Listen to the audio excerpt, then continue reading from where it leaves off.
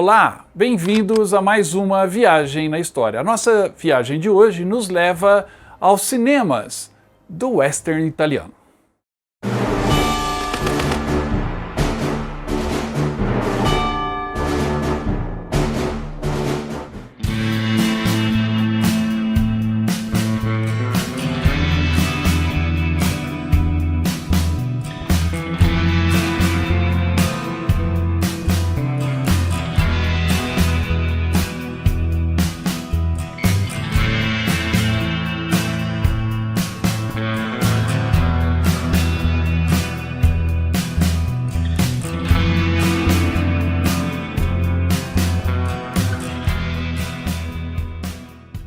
Aqui no canal tem um programa que eu gosto muito, que é sobre 10 filmes westerns imperdíveis. Estes filmes, escolhidos a dedos por mim, provocaram aí uma boa discussão aí nos chats do canal e muita gente mandando mensagens, perguntando por que não tem esse, não tem aquele filme. Na realidade, eu não coloquei naquela lista os filmes italianos, porque eu queria fazer uma lista exclusiva de um bom bang bang italiano.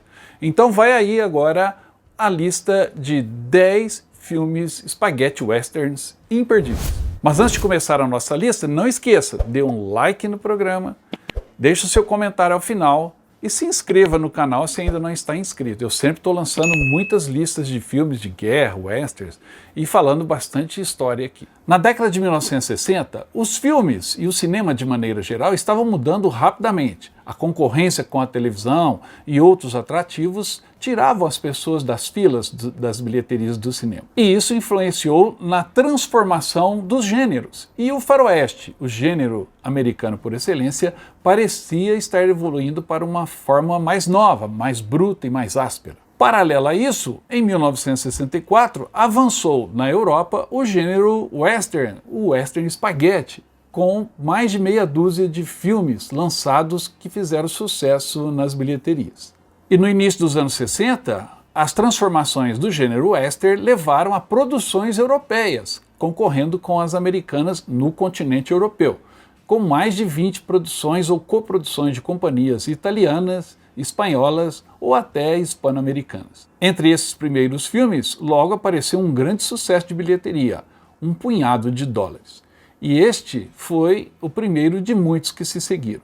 O spaghetti western nasceu, floresceu e depois desapareceu em um ambiente de produção puramente comercial. A produção italiana, geralmente de baixo orçamento, visando o lucro, era a maneira mais fácil de obter sucesso, imitando um outro sucesso. Consequentemente, o sucesso de Um Punhado de Dólares levou à produção de mais espaguetes westerns. Entre 1962 e 1980 foram lançados nada mais, nada menos que 493 westerns espaguetes. 1967 e 1968 foram os anos mais frutíferos, com 68 filmes a cada ano. A maioria desses spaghetti westerns contam a história de um herói lacônico, esfarrapado, com habilidade nas armas e, de preferência, que tivesse um ar um tanto quanto americano. Logicamente influenciados por Clint Eastwood. Daí vieram Franco Nero, Giuliano Gemma, John Garco, Terence Hill, Anthony Steffel, brasileiro, e também muitos outros. Os 10 maiores filmes de bilheteria do spaghetti western foram todos os filmes do Sergio Leone, os 3 filmes do Trinity e Sol Vermelho. E entre esses 10 mais, a maior bilheteria foi Meu Nome Ainda é Trinity, em 1971. Estes filmes fizeram muito sucesso na Europa e em alguns outros locais, como o Japão, o Brasil e até a Índia. Nos Estados Unidos, no entanto, estes filmes não foram bem aceitos e massacrados pela crítica e não fizeram sucesso na bilheteria, até surgir a trilogia dos dólares, que aí sim abriu as portas dos Estados Unidos para a produção italiana. Claro que esses filmes foram estrelados por atores americanos, e isso facilitou a empatia do público, mas a história diferente, violenta, também começou a cativar as bilheterias nos Estados Unidos. E o curioso é que de todos os spaghetti western, os 493 que foram feitos, apenas um foi filmado lá nos Estados Unidos, que é o Era Uma Vez no Oeste, filmado no Monument Valley, o mesmo cenário que o John Ford gostava. A maioria desses filmes italianos foi filmado na Espanha, em Almeria, onde existe até hoje uma cidade cenográfica chamada Taberna. A cidade cenário atrai o público até hoje para aquela parte da Espanha, porque ali foram feitos grandes filmes italianos. Inclusive o primeiro filme da nossa lista, Django. Django fez um sucesso tremendo em 1969, não está em primeiro lugar aqui na lista por conta do ano de lançamento, que é a ordem que eu vou seguir com os outros filmes, mas porque eu tenho uma memória afetiva muito ligada a esse filme Django. Django foi o primeiro filme que eu assisti num cinema. Na minha cidade, São Sebastião do Paraíso, no sul de Minas, existia um cinema de 800 lugares e eu, com apenas 7 anos, fui assistir, imaginem, Django. E saí do cinema, obviamente, impressionado.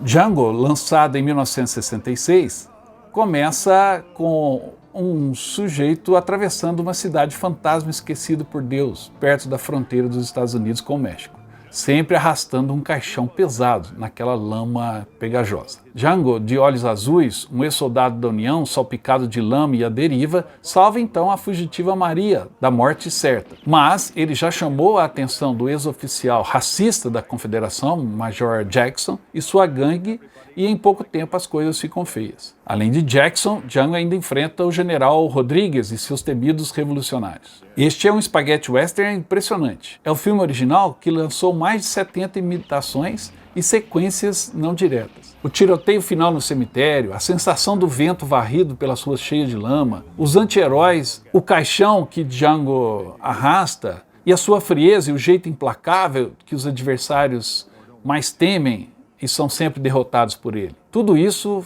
faz desse filme um filme único.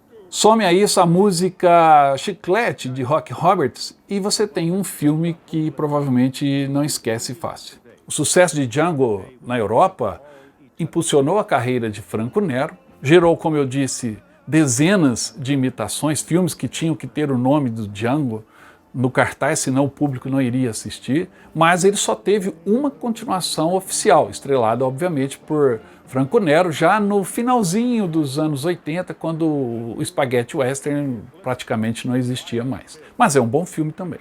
Ponto para o diretor Sergio Corbucci, que foi um dos maiores nomes do spaghetti western e conseguiu fazer uma pequena obra-prima. Django, have you never... Mas vamos voltar ao começo para continuar a nossa lista.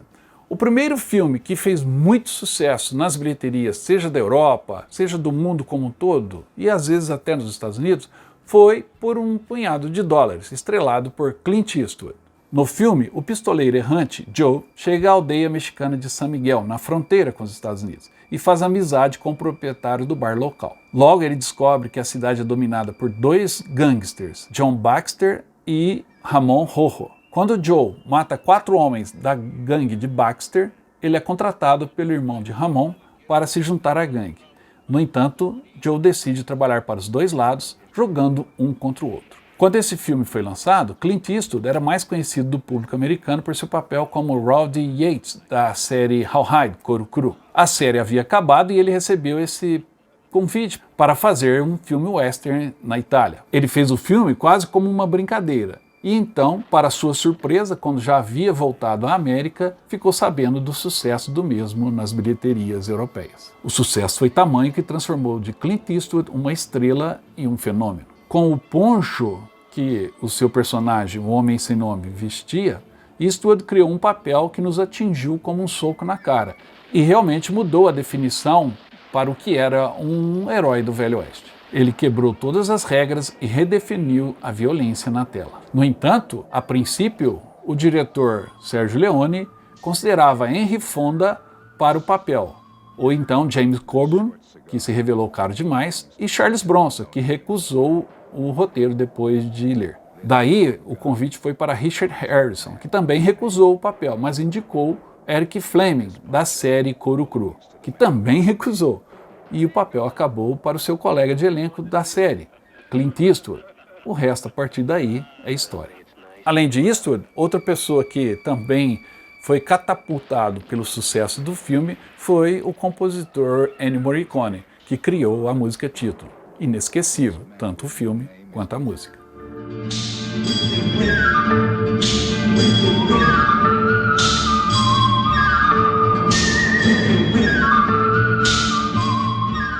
Na esteira do sucesso de Por um Punhado de Dólares, foram feitos vários filmes a toque de caixa para aproveitar a onda, né? O público estava indo aos borbotões, milhares e milhares de pessoas iam aos cinemas, tanto na Itália quanto em toda a Europa, no Brasil também, o sucesso chegou por aqui.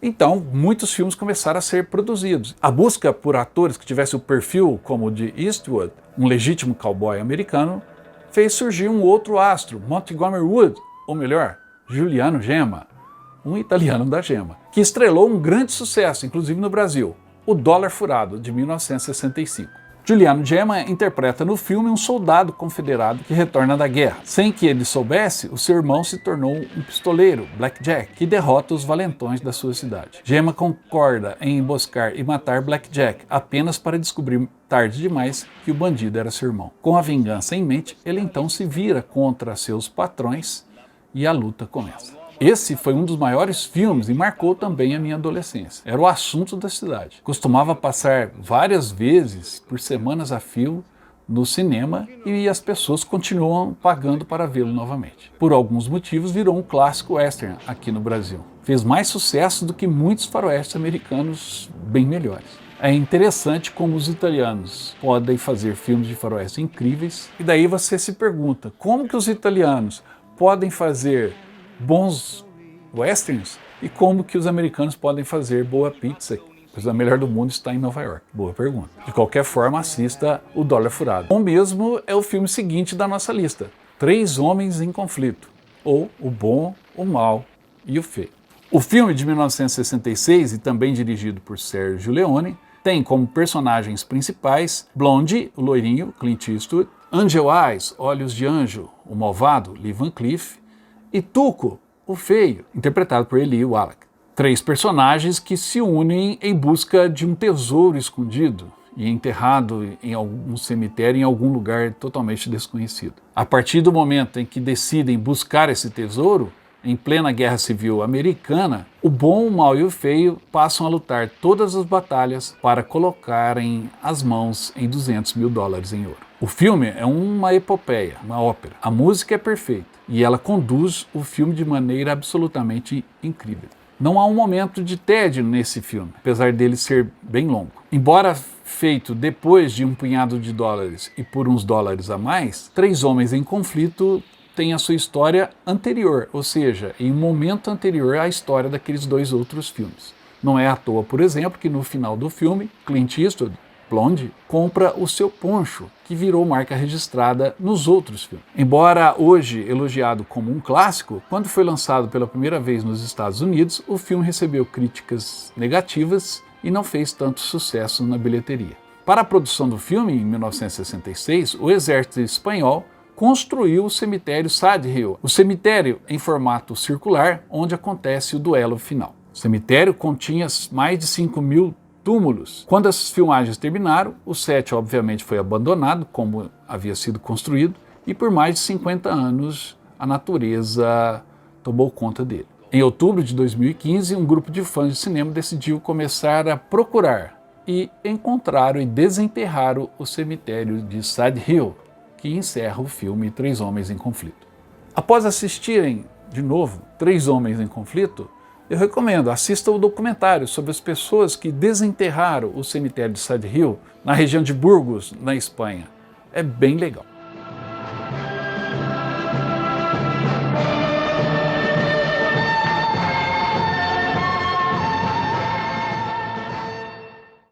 Além de Clint Eastwood, outro ator americano que fez sucesso e carreira no western spaghetti foi Lee Van Cleef. O próximo filme tem ele como estrela principal, A Morte Anda a Cavalo. Lançado em 1967, A Morte Anda a Cavalo mostra a história de um menino que assiste ao assassinato da sua família. 15 anos depois, Bill, o menino, antes indefeso e único sobrevivente do massacre, agora se tornou um pistoleiro impiedoso e habilidoso e busca a vingança contra os que mataram sua família. No meio dessa busca, ele faz amizade com um pistoleiro experiente, e vão encontrando um a um aqueles que mataram a sua família. No entanto, esse pistoleiro experiente, Lee Van Cleef, tem uma conexão com esses assassinos, o que só se tornará visível ao final do filme.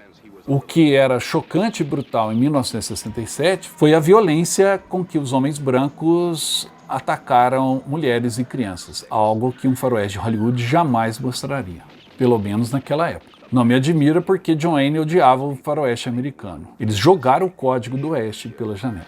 Além dessa violência e da boa interpretação dos atores, o filme ainda traz uma trilha sonora de Morricone, mais uma, que também virou um hit. A Morte Anda a Cavalo traz o que o Bang Bang italiano tem de melhor. Vale a pena assistir.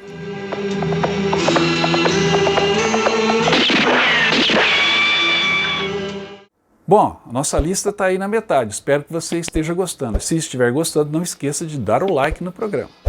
1967 foi um ano muito ocupado para o Lee Van Cleef, porque além da Morte Anda a Cavalo, ele ainda lançou um outro filme, também marcante e em parceria com Juliano Gemma, chamado O Dia da Ira.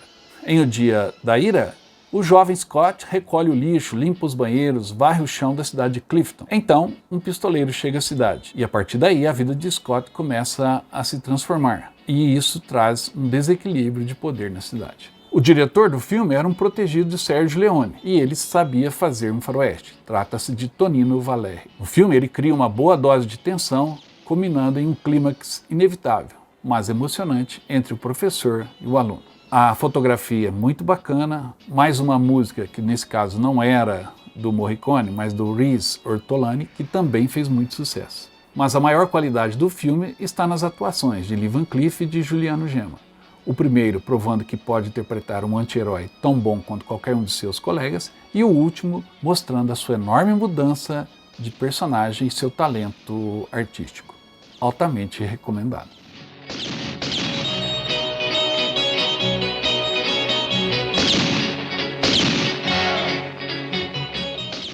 Depois de O Dia da Ira, chegamos então ao maior clássico do Spaghetti Western, Era Uma Vez no Oeste.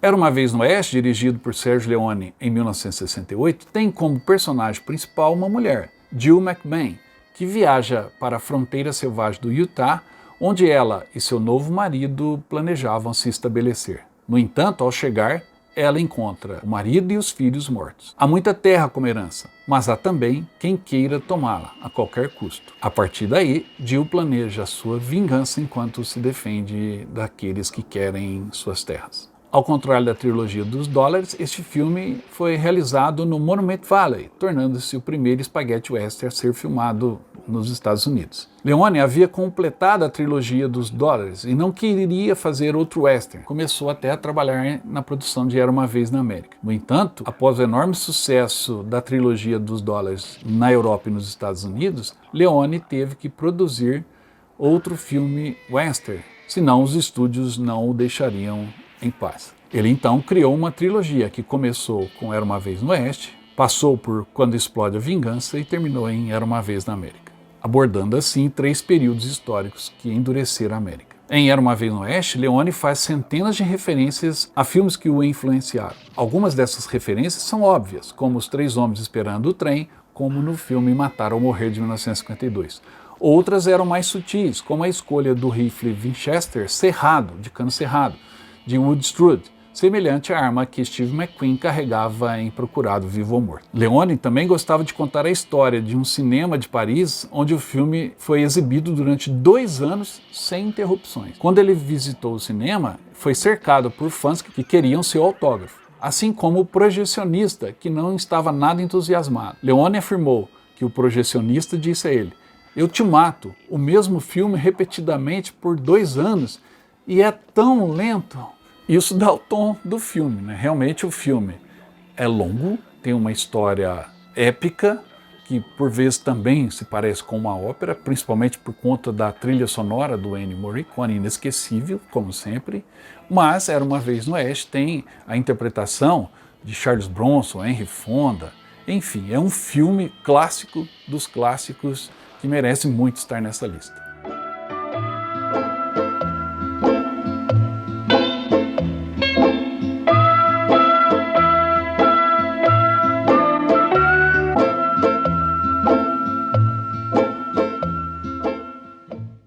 E o que acontece quando a Itália encontra o México? Se for no futebol, a gente mais ou menos já prevê o resultado. Mas no cinema, e especialmente no spaghetti western, nasceu um subgênero, o chamado Zapato western, ou seja, filmes de faroeste italiano que se passam durante a Revolução Mexicana. 2 deles são destaque aqui na nossa lista. O primeiro, Os Violentos Vão para o Inferno. Este é um belo Zapato western, ambientado no México durante o confronto entre Madero e o general Huertas, e inclui no cenário revolucionários, comunistas, bandidos, enfim, todos unidos por uma ganância que os tornou inseparáveis, e a violência que os tornou parceiros. Na história, um polonês chamado Sergei Kowalski, interpretado por Franco Nero, é um mercenário que é contratado para fazer o transporte de prata para uma mina. No seu caminho surge um rebelde mexicano, e a partir daí as coisas fogem do controle. Principalmente quando surge o vilão Jack Palance. Esse filme, como eu disse, pertence ao grupo que tem histórias ambientadas durante a Revolução Mexicana. E tanto filmes italianos como Tepepa, Quando Explode a Revolução, Vamos a Matar Companheiros, ou filmes americanos como Villa Rides, Os Profissionais e Beode Será a Sua Herança, marcam esse período. Como sempre, a música de Ennio Morricone cria uma trilha sonora clássica e a direção de Sergio Corbucci dá o tom.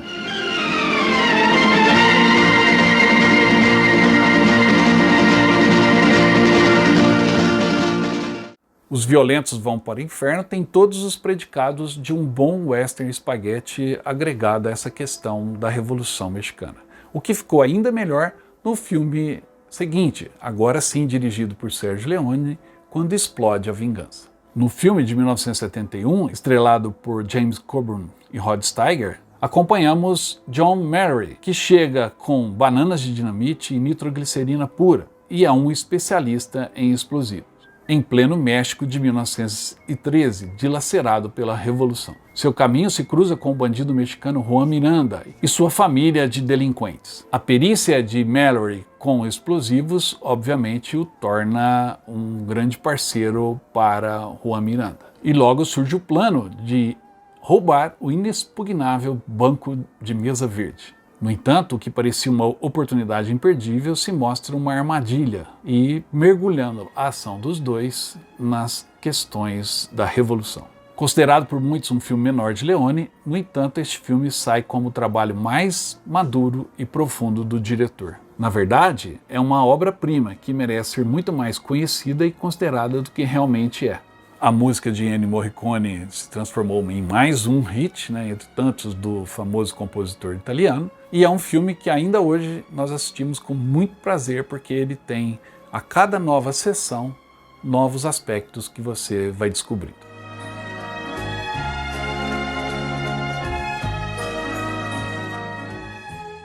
Ainda falando de Revolução Mexicana, surge um filme de um personagem secundário do western spaghetti, mas que fez também seu sucesso na bilheteria. O personagem é o Sabata, que foi interpretado por Lee Van Cleef em 2 filmes, o primeiro e o terceiro da trilogia. Entre os dois, surge um novo filme do Sabata, estrelado por Yul Brynner, o mesmo careca do 7 Homens e um Destino, um grande ator. Yul Brynner interpreta, diferente de Lee Van Cleef, um Sabata mais icônico. E por isso eu escolhi, dentre os 3 da trilogia, exatamente Sabata a Deus, para comentar aqui. Em sua única aventura no spaghetti western, Yul Brynner sucede a Lee Van Cleef como o misterioso atirador Sabata, que se envolve na política mexicana para tentar derrubar o imperador Maximiliano. Ele se junta a 3 sócios para roubar um carregamento de ouro destinado ao imperador e dá-lo aos juaristas, os revolucionários. A Dio Sabata, dirigido por Gianfranco Parolini, muitas vezes é classificado como um dos 10 melhores westerns spaghetti de todos os tempos. A fotografia cênica, os diálogos inteligentes, os tiroteios maravilhosamente coreografados, a bela música e o cenário de relevo acidentado fazem com que vale a pena assistir a esta produção. Embora se chame Sabata a Deus, esse filme não tem nada a ver com os outros 2 filmes do Sabata do Lee Van Cleef. O título era para ser Indio Black, mas como o Sabata estava fazendo sucesso na bilheteria, espertamente mudou-se o título e introduziu-se um Sabata no meio da história do Indio Black. E o índio virou Sabata. Sabata a Deus, de 1970, é um filme acrobático. Inclusive, um dos personagens é exatamente isso, um acrobata. Mas ele tem várias virtudes que torna assistir ao filme um ato prazeroso. Eu recomendo o Sabata a Deus.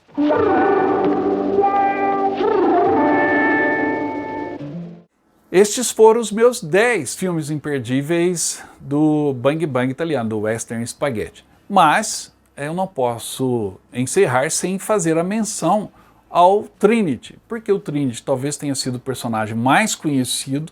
Ele misturava o western com comédia, por isso eu não coloco dentro como se fosse exclusivamente um filme western. Para mim é mais uma comédia, mas como ele foi o Spaghetti Western com maior bilheteria entre os 493 espaguetes western, eu tenho que comentar aqui um pouquinho sobre Trinity, Ainda é o Meu Nome. Lançada em 1971, a história fala de dois irmãos ladrões que tentam cumprir uma promessa feita ao pai moribundo: ficarem juntos e se tornarem bandidos bem-sucedidos. Este filme é a maior paródia do faroeste spaghetti, com alguns dos mais sujos e imundos personagens já retratados. Marcado pelas piadas, às vezes em tom pastelão, o filme é altamente visual. E o próprio Trinity é um personagem extremamente engraçado, com seu uso de muitas engenhocas estranhas, como a cela com uma espreguiçadeira. Inicialmente, o personagem teve 3 filmes originais, mas com o sucesso de bilheteria, obviamente como tudo no Bang Bang italiano, começaram a lançar outros filmes do Terence Hill ou do Bud Spencer, que são os 2 atores, e colocarem o nome Trinity nesses filmes, que também passaram a atrair mais gente. Essa questão de inserir nome de um personagem para atrair bilheteria em um filme que não tem nada a ver com esse mesmo personagem aconteceu em Sabata, no Trinity, no Django, enfim, era uma prática que mostra o quão comercial era o Spaghetti Western. Ninguém estava ali fazendo filmes de arte. No entanto, a arte foi feita e muitos desses filmes viraram filmes icônicos e importantes de serem vistos. O Spaghetti Western merece a sua atenção.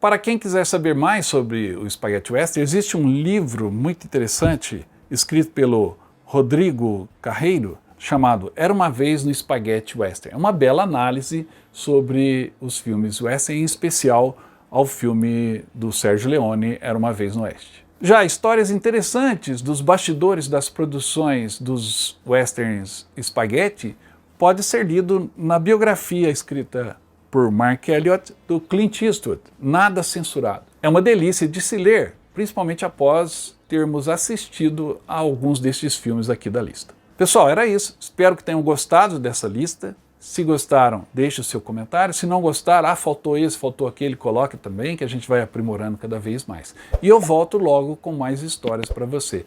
Mas antes de me despedir, não esqueça de deixar o seu like e se inscrever no canal. Até a próxima!